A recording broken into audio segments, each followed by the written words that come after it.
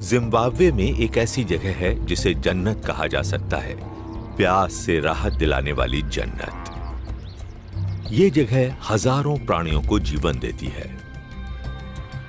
मगर आप धोखे में मत रहिए, यहां हर कोने में जोखिम छिपे हैं और हर परछाई के पीछे खतरा है।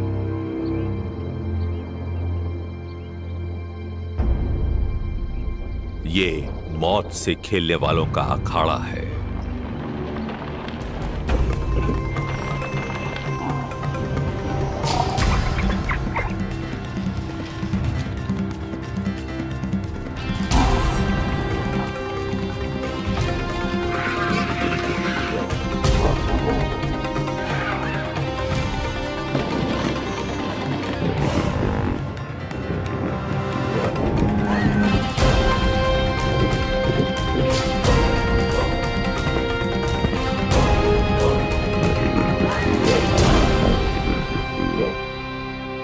हर साल जब सारी जमीन सूख जाती है, तब पानी का ये सोता जान बचाने का एक मौका देता है। पर यहाँ प्यास बुझाने वाले को भारी कीमत चुकानी पड़ सकती है। इस सूखे के दौरान कौन जीतेगा और कौन हारेगा? मौत के उस खेल में जो यहाँ प्रेडेटर्स प्लेग्राउंड में खेला जाएगा।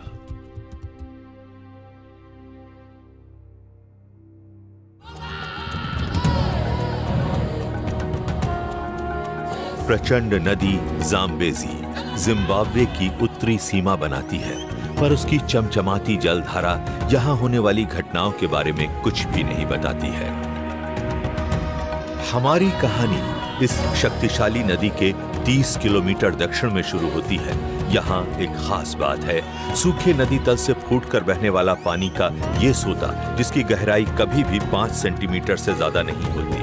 यहाँ से निकलने वाला मीठा पानी करीब 1 किलोमीटर तक बहने के बाद फिर से रेत में समा जाता है। हर साल सूखे के मौसम में जब आसपास की सारी जमीन सूख जाती है, तब ये सोता ही जीने का सहारा बन जाता है। मगर जहाँ ये बहुत से जीवों की जान बचाता है, वहीं ये कुछ की मौत का कारण भी बनता है।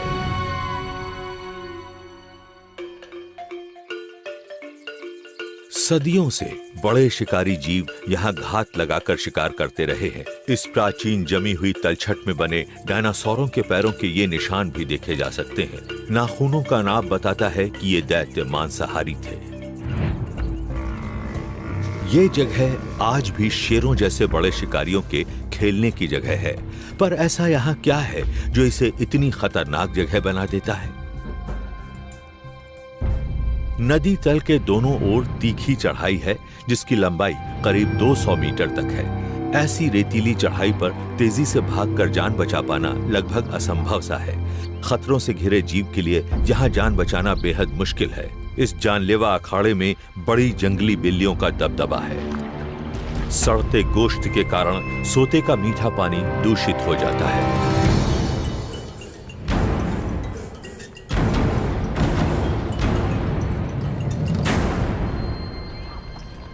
सूखे के इस मौसम में 1000 से भी ज्यादा भैंसे अपनी प्यास बुझाने के लिए हर दिन इस सोते पर आएंगे। भैंसे हर कीमत पर अपने आप को बचाएंगे। अपनी तादाद, अपने वजन, अपने जानलेवा सींगों और खुरों के कारण उनमें आत्मविश्वास है। जंगल के इन टैंकों पर हमला बोलने से पहले कोई भी शेर 2 बार सोचेगा जरूर। प्यास भले ही उन्हें यहाँ लेकर आती है, पर जान बचाए रखना उनका अंतिम उद्देश्य होता है।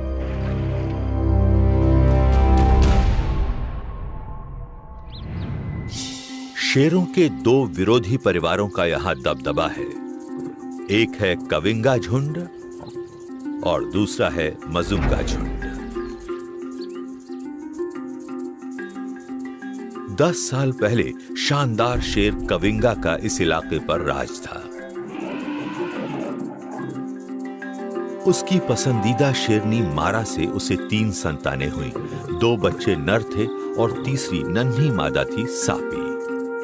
सापी हमेशा अपनी मां के साथ रहती थी। उसने बहुत से शिकार देखे और शिकार के कई तरीके सीख लिए।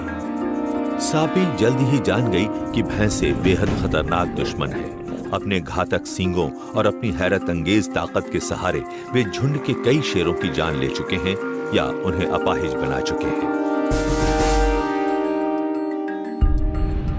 वक्त आने पर सापी ने भी 2 बच्चों को जन्म दिया, एक बेटा शिडूमा और एक बेटी मोया। 3 महीने बाद सापी की बहन ने भी एक बेटे को जन्म दिया जिसका नाम है मोटो। आज इन चारों ने मिलकर एक सफल शिकारी झुंड बना लिया है जो इस सोते के आसपास के इलाके के कोने कोने से वाकिफ है। 9 साल की सापी को उसकी सिलेटी नाक के कारण आसानी से पहचाना जा सकता है। वो शिकार की कला में माहिर हो चुकी है। अब हर साल सूखे के मौसम में उसके बच्चे भी उसका हुनर सीखते जा रहे हैं। 3.5 साल का उसका बेटा शिडूमा अब काफी हद तक आत्मनिर्भर हो गया है। वैसे धीरज के मामले में अभी बहुत कुछ सीखना बाकी है, पर उसमें भारी भरकम जीवों से जूझने की हिम्मत और जिद है। उसकी बहन मोया उससे छोटी है, पर वो हर शिकार में हिस्सा जरूर लेती है। अब तक वो शिकार में बाहर से ही मदद करती है, पर इस साल उसे अपने शिकार के हुनर को ज्यादा पैना करना होगा। और साथ में 3 साल का मोटो है। उसके नाम का मतलब है आग। इसमें मौत से खेलने वाले का सच्चा दिल है। पर क्या उसकी जाबाजी उसके छोटे डील डॉल की भरपाई कर सकती है? इस बार सूखे के मौसम में छोटे मोटो को शिकार के दौरान बड़ी भूमिका निभानी पड़ेगी। प्रतिद्वंद्वी मजुंगा झुंड की ताकत भी बढ़ती जा रही है। 3 वयस्क शेरनियों के कुल मिलाकर 5 बच्चे हैं। इससे भी ज्यादा महत्व की बात है कि उन्हें 2 ताकतवर भाइयों की सुरक्षा मिली हुई है, डोम्बो और कुत्साम्वा। अगर वे मिलजुल कर काम करें तो मजुंगा झुंड भी एक घातक शिकारी दल बन सकता है। कविंगा झुंड ने अपने प्रतिद्वंदियों से आगे रहने के लिए एक चालाकी भरी तरकीब निकाली है। वे पेड़ों पर चढ़ जाते हैं। शाखाओं पर बैठने से हर शेर को इलाके पर नजर रखने के लिए सही जगह मिल जाती है। साथ ही दिन की गर्मी के समय आराम करने के लिए ठंडी जगह। अगस्त से नवंबर तक अंदरूनी इलाकों के जलाशय सूख जाते हैं। हजारों वन्य जीवों के पास पानी का ये सोता ही एकमात्र सहारा रह जाता है। मजुंगा और कविंगा झुंड के शेर इस बात को अच्छी तरह जानते हैं। पूरी तैयारी के साथ वे सूखे के मौसम का इंतजार करते हैं। आने वाले मौसम में शिकारियों के इन झुंडों से शिकार खुद को कैसे बचा पाएंगे? जब दोबारा बारिश आएगी तब तक कौन बचा रह पाएगा? अगस्त, बरसात 4 महीने दूर है। सोते के पास अभी सुबह का समय है।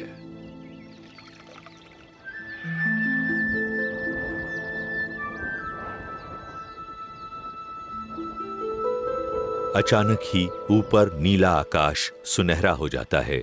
धूल का बादल छा जाता है। ये इस बात का संकेत है कि सोते के पास एक शानदार घटना घटने वाली है। 400 से ज्यादा भैंसों का झुंड यहां आ रहा है।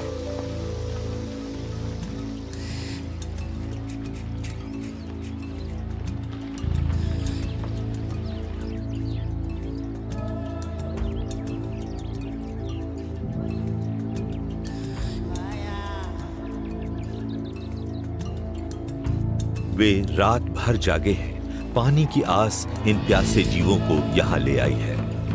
आगे चलने वाले पूरी तरह सतर्क हैं, हवा की जांच कर रहे हैं। सोते के पास की तीखी चढ़ाई की वजह से घबराहट है। कविंगा झुंड भी पूरी तरह से चौकस है। उन्होंने कई दिनों से कुछ नहीं खाया है। ये उनके लिए अच्छा मौका हो सकता है।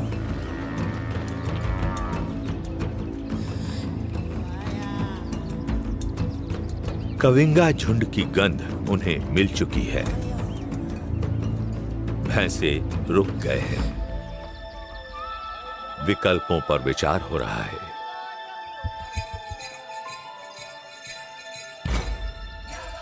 वे प्यास से बेचैन हैं। भारी भरकम जीवों के बीच धकापेल जारी है। सापी और कविंगा झुंड की मौजूदगी के बावजूद आगे वाले भैंसों ने सावधानी को दरकिनार कर दिया है। झुंड ने खड़ी ढलान पर से पानी की ओर उतरना शुरू कर दिया है।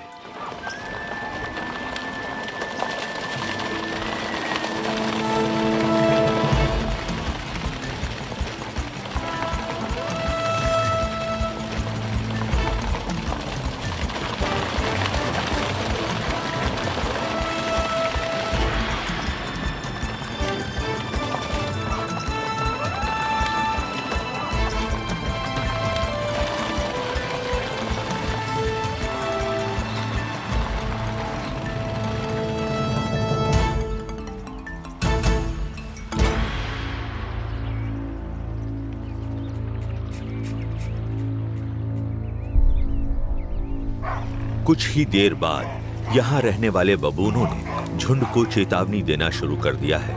इन बबूनों की यहाँ मौजूदगी और इनकी चेतावनियों से शेर तो हमेशा से ही परेशान रहते हैं। भैंसों ने लामबंदी की है, बच्चों को बीच में करके दोहरे हमले के लिए तैयार है। आज वे यहाँ ज्यादा देर नहीं रुकेंगे, जल्दी ही ऊपर लौट जाएंगे।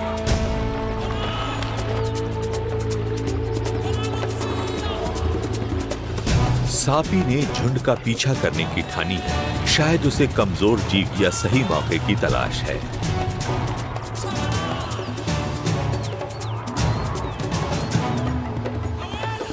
अपने झुंड की मदद के बिना वो शिकार तो नहीं कर सकती है, पर उसका इरादा पक्का नजर आ रहा है।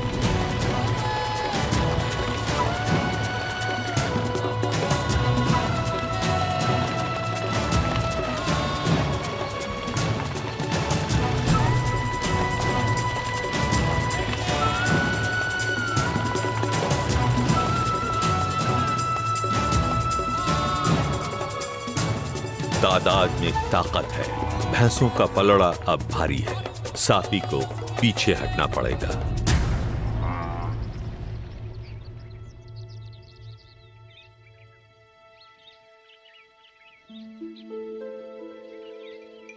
तीन बूढ़े भैंसे पानी के पास छूट गए हैं।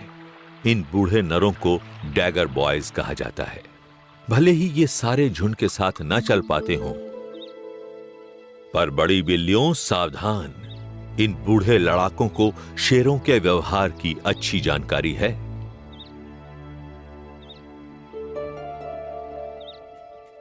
ये लड़ाके अपने आखिरी कुछ साल एक साथ गुजारते हैं। संभावित हमलों के सामने इनकी समझदारी ही इनका सबसे अच्छा बचाव है।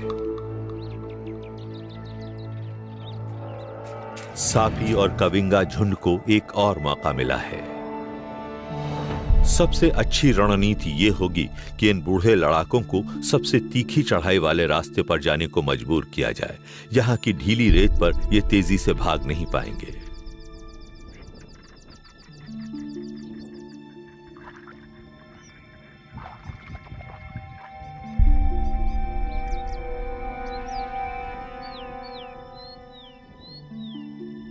सापी ने अपना शिकार चुन लिया है। शिडूमा बगल में आकर खड़ा हो गया है। फिर सापी ने पीछा शुरू किया। अकेले पड़ गए बूढ़े भैंसे के लिए आक्रमण ही सबसे अच्छा बचाव है। बूढ़ा भैंसा कविंगा शेरों से सीधा जा भिड़ा है।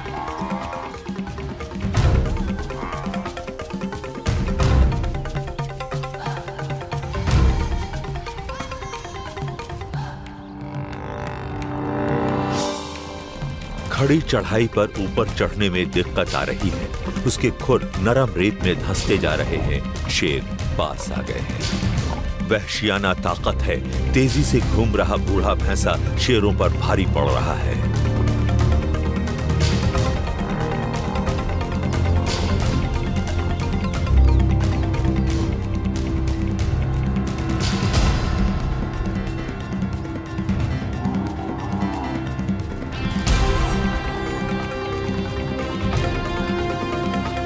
शोर और भगदड़ की वजह से प्रतिद्वंद्वी मजुंगा झुंड की 3 मादाएं भी आ गई हैं।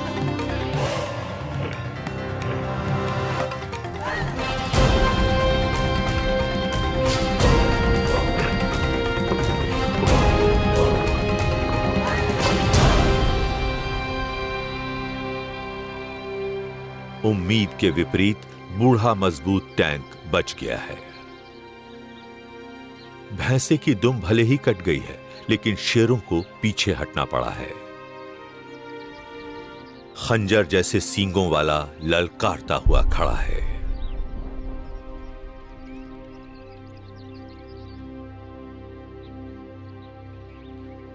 हारा थका कविंगा झुंड फिर जमा हो रहा है। किनारे की घनी झाड़ियों में आराम करने जा बैठा है। वे इस तरह बार बार मौके नहीं गंवा सकते हैं। उन्हें ऐसी रणनीति बनानी होगी जो कामयाबी दिलाए।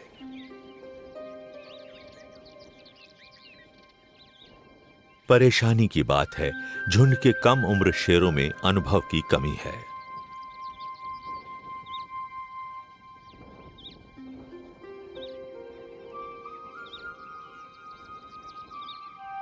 पानी पीने नीचे आते इम्पाला हिरणों के एक झुंड ने सापी और शिडूमा का ध्यान आकर्षित किया है।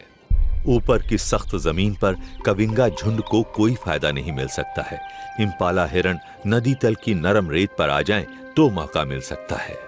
इम्पाला हिरणों के खुर संकरे होते हैं, रेत में धंस जाते हैं।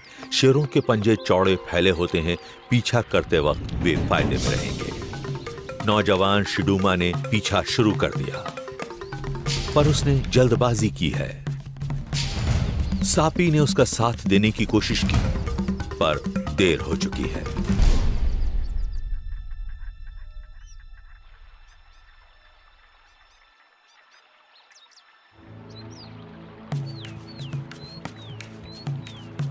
साथ एक और इम्पाला हिरणों का झुंड नजर आया है। साथ में बोनस भी है, एक नौजवान कुडू हिरन भी साथ है। कुडू इम्पाला से बड़े होते हैं। कविंगा झुंड को उतनी ही मेहनत में ज्यादा फायदा मिल सकता है। सापी ने एक कुडू बच्चे पर धावा बोल दिया। कुडू ने जान बचाने के लिए संकरा रास्ता चुना है। सापी यही चाहती थी। कुडू पूरी तरह फंस गया है, गंदले पानी से बाहर निकलने के लिए छटपटा रहा है। सापी उस पर टूट पड़ी है। शिकार सापी ने अकेले ही किया था, पर खाने के लिए मोया भी जा पहुंची है। सितंबर, बरसात आने में 3 महीने हैं।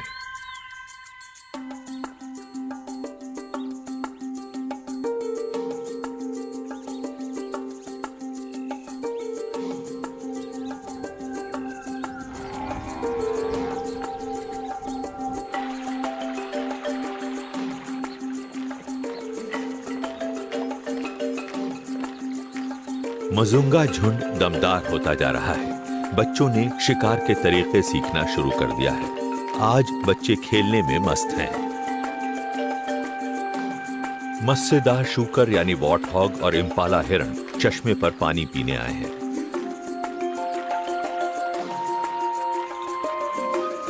शूकरों को कीचड़ में खेलना अच्छा लगता है। मजुंगा झुंड ने इस बात का फायदा उठा मोर्चा संभाल लिया है।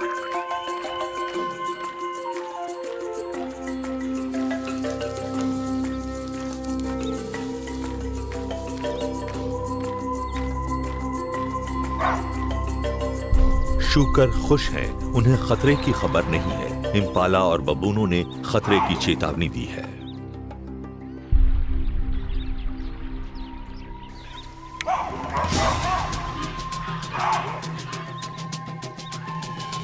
शिकार की तैयारी अच्छी दिख रही है। शूकरों को घेरने की रणनीति साफ है। एक मजुंगा शेरनी सकरे रास्ते के बगल में खड़ी है। सोते के पास से दूसरी ने पीछा शुरू कर दिया है।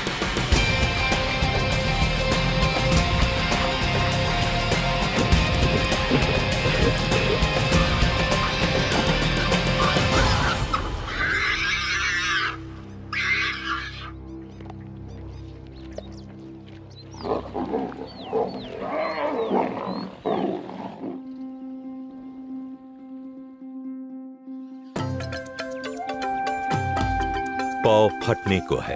कविंगा झुंड पूरी तरह चौकन्ना है। एक भारी भरकम भैंसा सुबह सुबह पानी पीने आया है। पिछली बार बड़ी बिल्लियों ने मात खाई थी। भैंसों की जबरदस्त ताकत का अंदाजा लग चुका है। शायद आज कोई मौका मिल जाए, कोई कमजोरी नजर आ जाए। सापी ने सही जगह ढूंढ ली है। सोते के बाएं किनारे पर छिप कर बैठी है। मोया, मोटो और शिडूमा भी उससे थोड़ा ऊपर बैठे हैं। प्रतिद्वंद्वी मजुंगा झुंड की एक मादा भी इन बनते हालात में दिलचस्पी ले रही है। वो दूसरे किनारे से ये सब देख रही है।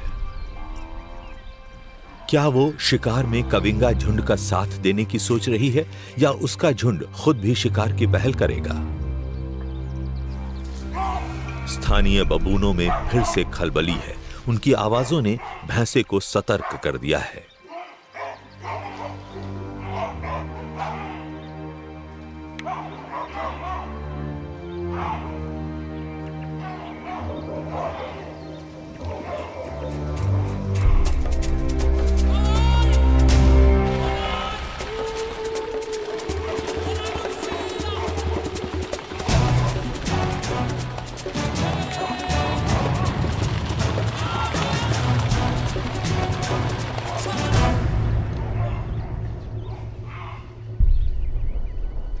कुछ भैंसे पीछे छूटकर झुंड से अलग हो गए हैं। इनमें से एक घायल लग रहा है, शायद किसी आपसी लड़ाई में चोट आई है।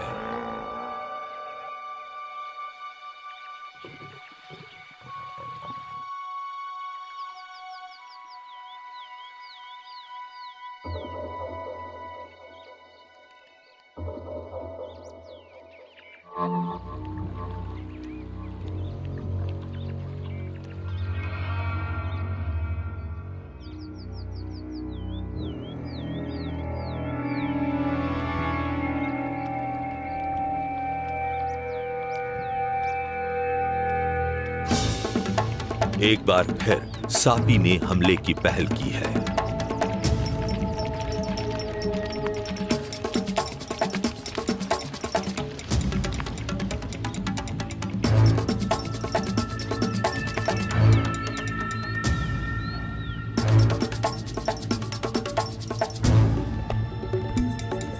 भैंसा घायल भले ही हो, मगर कविंगा झुंड को कामयाबी तभी मिलेगी जब उसे घेर कर परेशान करेंगे और हमला पीछे से करेंगे।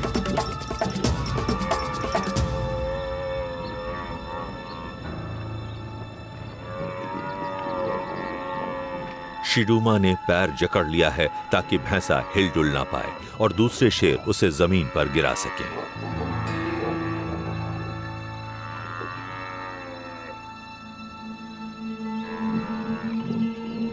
लगता है सापी और उसके झुंड के शेरों ने मजुंगा झुंड की मादा के साथ आने का बुरा नहीं माना है। शायद उन्हें लग रहा है कि उसकी मदद से उन्हें फायदा ही होगा।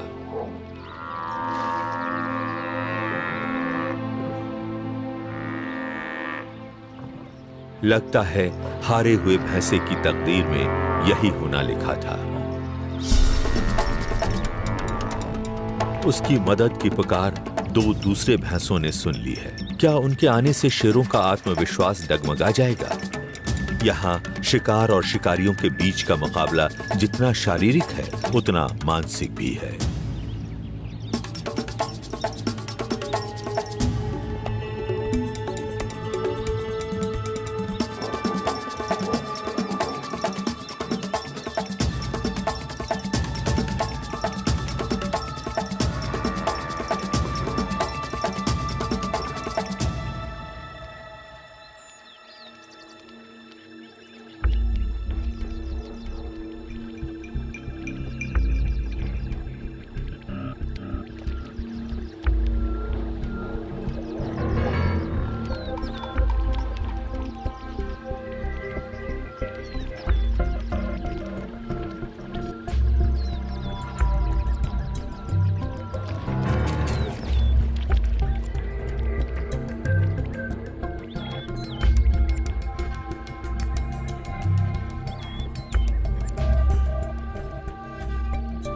लगता है घायल भैंसा बच निकलेगा, पर एक बार शक्ति संतुलन फिर से बदल गया है। कविंगा झुंड ने उसका रास्ता रोक रखा है और शिडूमा ने एक बार फिर उस पर हमला बोला है।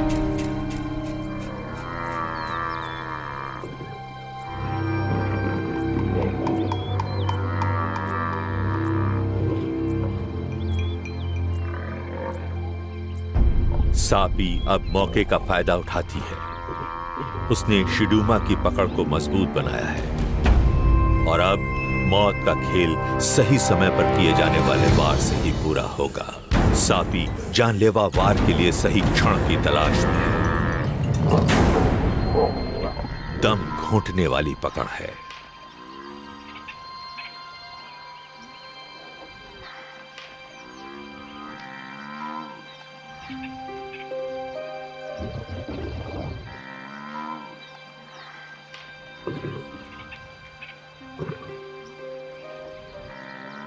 सापी ने भैंसे की नाक बंद कर दी है। जंगल का ये टैंक अब कमजोर पड़ने लगा है।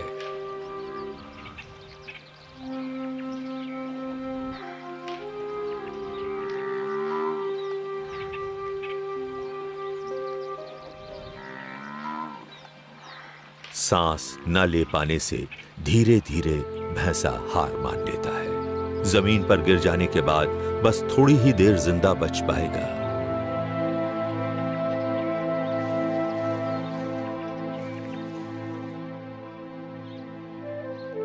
सापी ने अपनी जानलेवा पकड़ छोड़ दी है। इस शिकार की कामयाबी का श्रेय कविंगा झुंड की मिलजुल कर की गई मेहनत को जाता है। ये शिकार उनके आत्मविश्वास को बढ़ाएगा और इससे मिला सबक बचे हुए सूखे के मौसम में उनके बड़े काम आएगा। अक्टूबर, बरसात 2 महीने दूर है। अक्टूबर में जाम्बेजी घाटी में तापमान बढ़ जाता है, पानी की जरूरत बढ़ जाती है। भैंसों के एक झुंड के पानी पीने भर से ही सोते का पानी खत्म हो जाता है। हैरानी की बात यह है कि कुछ ही घंटों बाद सोते में पानी फिर से बहने लगता है। लड़ाई में शेरों के दोनों झुंडों का पलड़ा अब भारी पड़ने लगा है। कामयाब शिकारों के सबूत सोते के चारों ओर नजर आते हैं। इन दोनों हाथी के बच्चे सबसे आसानी से शिकार बन जाते हैं। हालात ऐसे हैं कि ताकतवर भैंसों में भी कमजोरी नजर आने लगी है।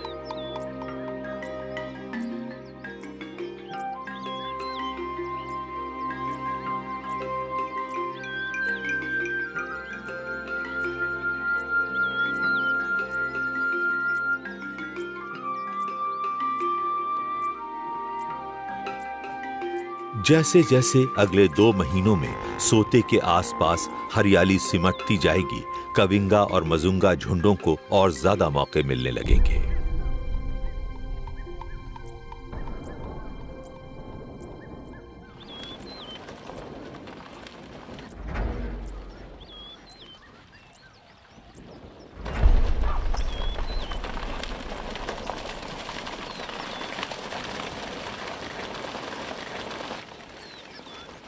सूखे का मौसम चलता जा रहा है।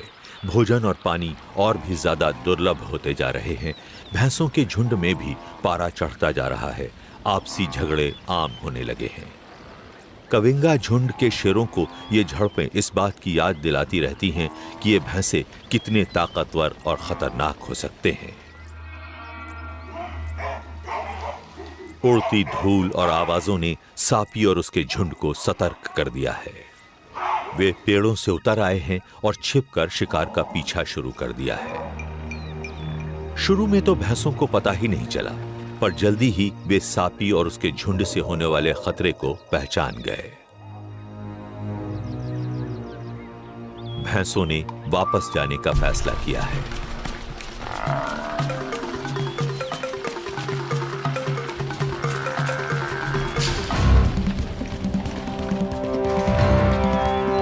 मोटो और मोया शिकार के मामले में नौसिखिए हैं। उनकी नजर एक बच्चे पर पड़ी है। किस्मत आजमाई, पर यह भारी गलती साबित हुई।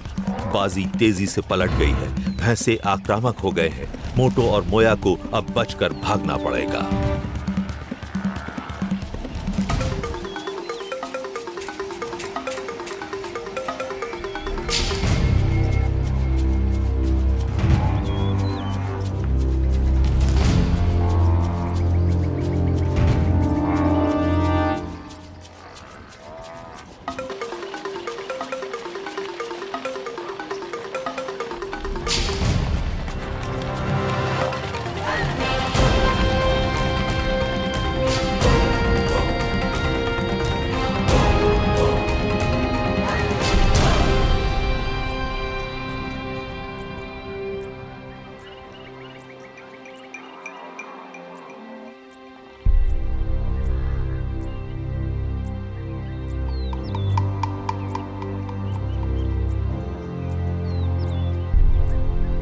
मोया ऊंचे किनारे पर फंस गई है, खतरे में है, पर बड़ी हिम्मत से डटी रहती है।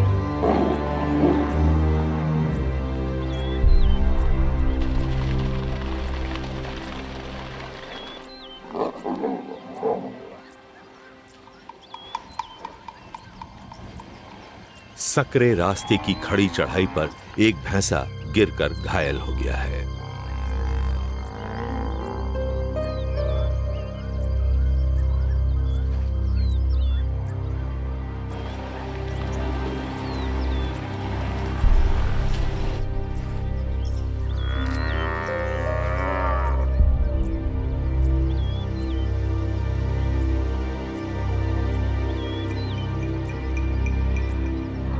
दो भैंसे हाल जानने वापस आए हैं, पर जल्दी ही जायजा लेकर लौट जाते हैं।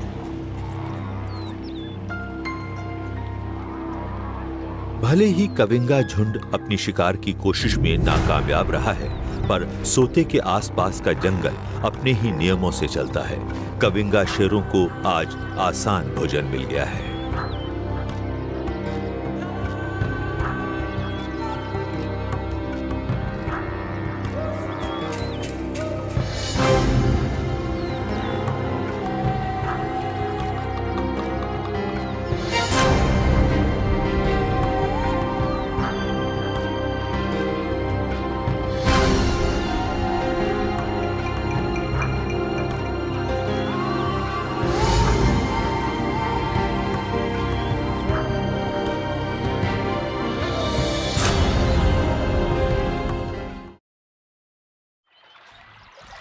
यहाँ शिकार की तलाश में घूमने वाले सिर्फ कविंगा और मजुंगा शेरों तक ही सीमित नहीं हैं।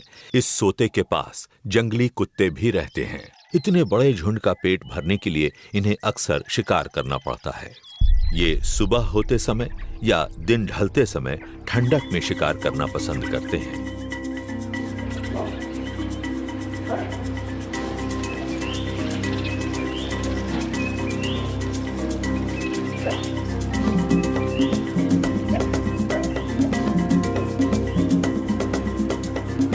इनके शिकार का तरीका बेहद जाना माना है, पर आज ये झुंड मिलजुल कर काम नहीं कर रहा है। सिर्फ एक कुत्ता कुडू हिरण का पीछा कर रहा है। हिरण बचकर निकल जाता है।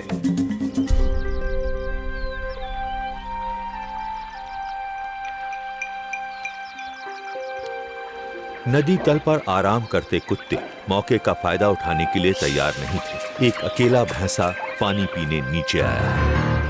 इस भारी भरकम और शक्तिशाली दानव की ताकत के आगे कुत्ते बेहद कमजोर हैं।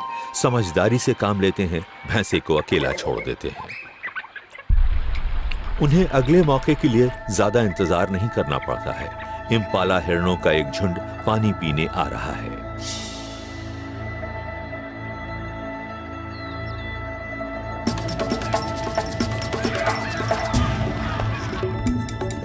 पीछा शुरू हो गया है। जब इतने सारे हिरण सामने हों, तो इन कुत्तों को भोजन मिलना सुनिश्चित है। रफ्तार और पीछे लगे रहने की क्षमता ही इन कुत्तों की सबसे बड़ी ताकत है। जल्दी ही एक शिकार को गिराने में कामयाबी मिल जाती है।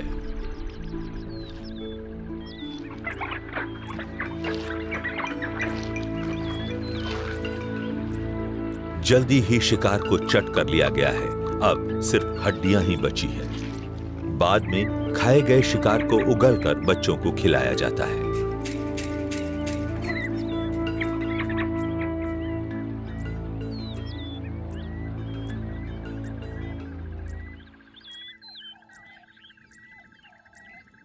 जैसे जैसे दिन चढ़ता है, इम्पाला हिरणों के कई झुंड पानी पीने आते हैं। मजुंगा झुंड बड़े ध्यान से उनका व्यवहार देख रहा है।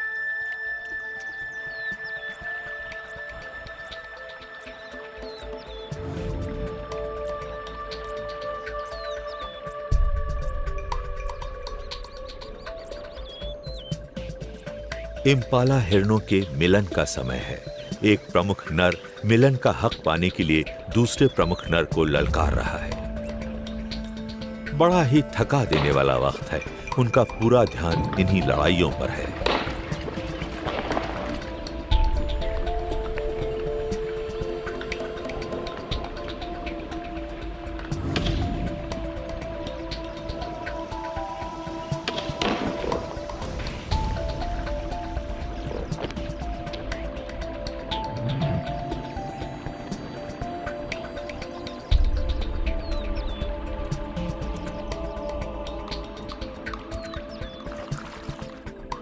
मजुंगा झुंड के लिए हमला बोलने का यह सही मौका है।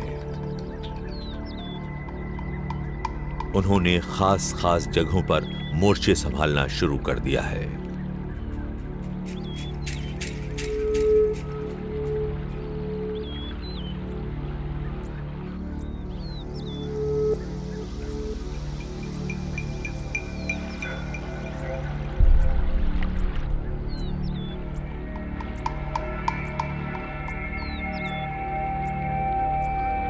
बच्चे भी शिकार में शामिल हैं, पर उन्हें हमले के सही समय की समझ नहीं है।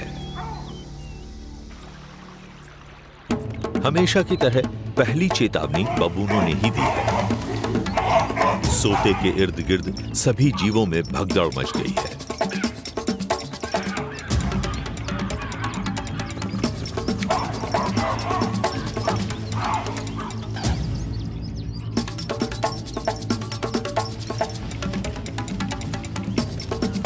शिकार में पहल करने वाली शेरनी ने सोते के किनारे किनारे पीछा शुरू कर दिया है।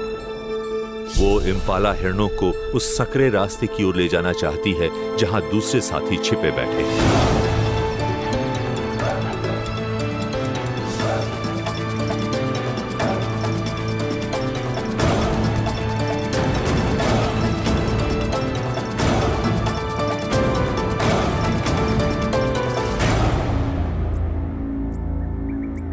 मजुंगा झुंड के लिए शिकार की ये रणनीति एकदम सही साबित हुई है।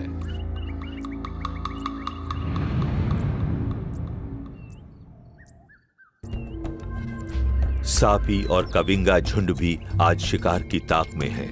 वे भी सोते के किनारे घात लगाए बैठे हैं। इस बार उनकी नजर वॉटहॉग शूकरों पर है जो इस खतरे से बेखबर है। बेखबर शूकर कविंगा झुंड के शेरों के पास से गुजर गए हैं।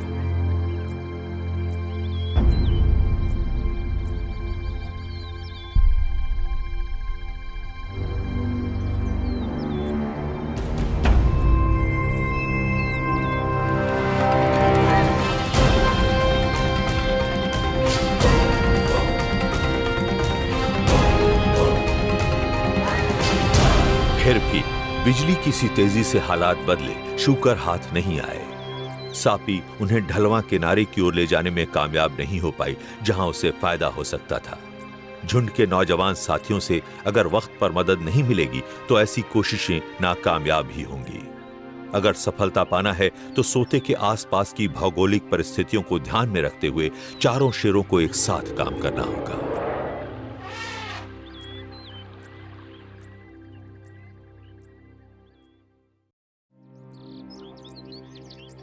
नवंबर, बरसात 1 महीने दूर है।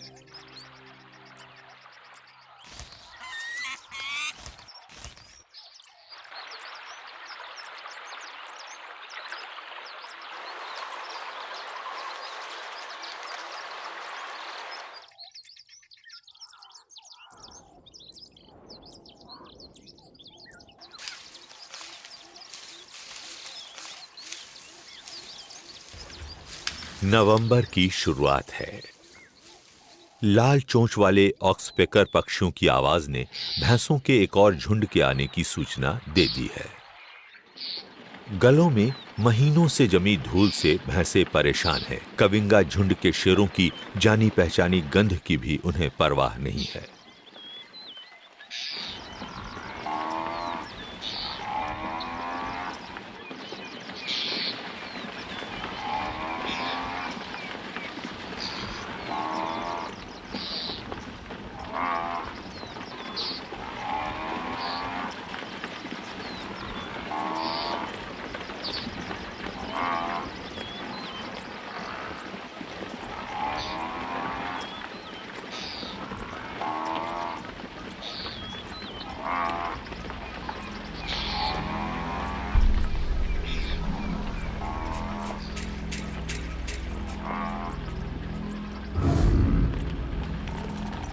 झुंड में आज बहुत से बच्चे भी हैं।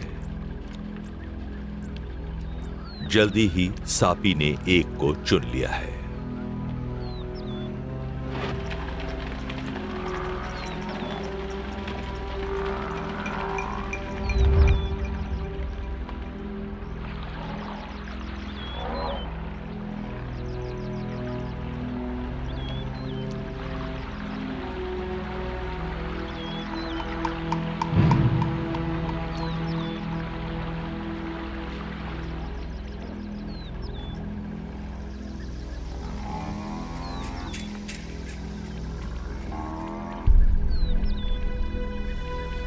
बबूनों ने शोर मचाना शुरू कर दिया है।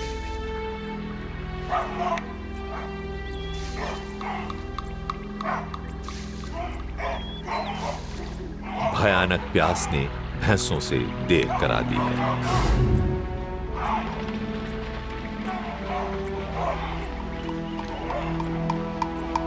सोते से हटने में बहुत ज्यादा देर हो गई है।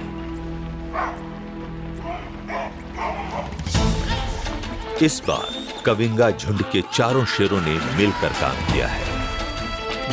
सबने मिलकर उस बच्चे को खड़ी चढ़ाई वाले संकरे रास्ते पर जाने को मजबूर कर दिया है।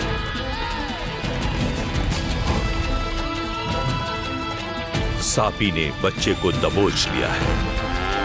एक भैंस जो शायद बच्चे की मां है, बड़ी दिलेरी से अपने सींगों से सापी और मोया की तरफ वार करती है, पर इससे सिर्फ बच्चे को ही चोट लगती है। एक ताकतवर भैंसा कविंगा शेरों पर झपटता है, मगर शेर चालाकी से बच्चे को बीच में ले आते हैं। बेचारा बच्चा भैंसे के इस जोरदार वार का शिकार बन जाता है।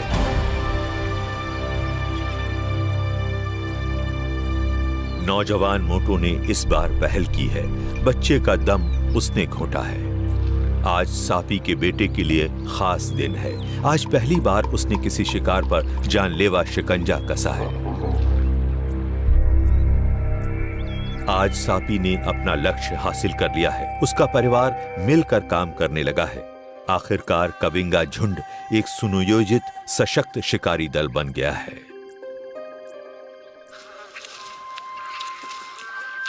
सूखे मौसम के इन आखिरी दिनों में जाम्बेजी घाटी का तापमान बेहद बढ़ जाता है। गर्मी और खुश्की से जीना दूभर हो जाता है। शिकारियों का काम इन दिनों बहुत आसान हो जाता है। शिकार को भोजन की तलाश में दूर दूर तक भटकना पड़ता है। बुरी तरह थके हारे सोते पर पहुंचते हैं।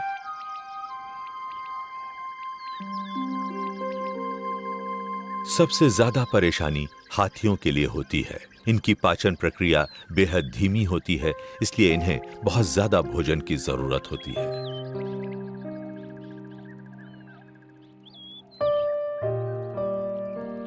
एक थकी हारी हथनी का अपने बच्चे को इस तरह भाग्य के भरोसे अकेला छोड़ देना यहां आम बात है। अकेला और थका मांदा बच्चा जमीन पर गिर पड़ा है।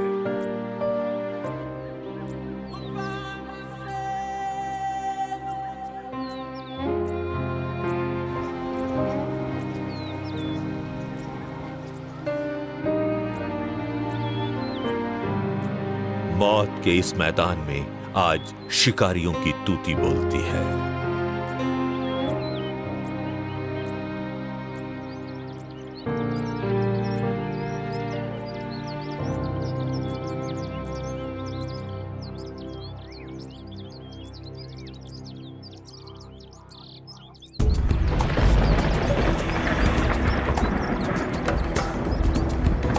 जब लगा कि सारी ताकत खत्म हो गई है, तभी बादलों का जमा होना शुरू हो गया। आखिरकार जिसका इंतजार था वो बारिश आ ही गई।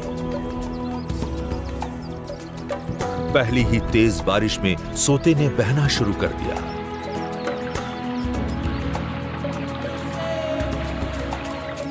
धीरे धीरे घाटी में हरियाली और वन्य जीवों का लौटना शुरू हो गया है।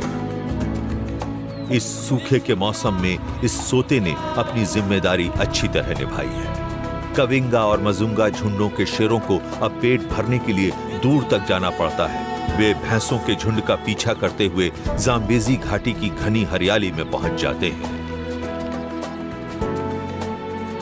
स्थानीय बबून ही यहां बचे रह गए हैं। सूखे के मौसम के दोबारा आने का, जानवरों के बड़े झुंडों और उनके शिकारियों के लौटने का इंतजार शुरू हो गया है। इन बचे खुचे जंगलों में जो मशहूर लड़ाइयां होती हैं, उनके बारे में भावुक होने की कोई जरूरत नहीं है। ये तो बस जिंदा बचे रहने और अपनी नस्ल को बचाए रखने की कहानी है, उन जीवों की जिनकी जिंदगियां आपस में जुड़ी हैं। ये सिलसिला सदियों से यूं ही चला आ रहा है। इस साल सूखे के मौसम में इस सोते ने हजारों जीवों की जान बचाई है, सभी को जीवनदायी पानी दिया है, कई खेल खेले गए, दिलेरी के कई कारनामे, रणनीति के कई ऐसे उतार चढ़ाव देखे गए जिनमें शिकारी शिकार को मात देने की कोशिश करते हैं। अब इस जगह को आराम की जरूरत है, दोबारा तरोताजा होने की जरूरत है, ताकि ये जगह एक बार फिर से शिकारियों के मौत के खेल का मैदान बन सके।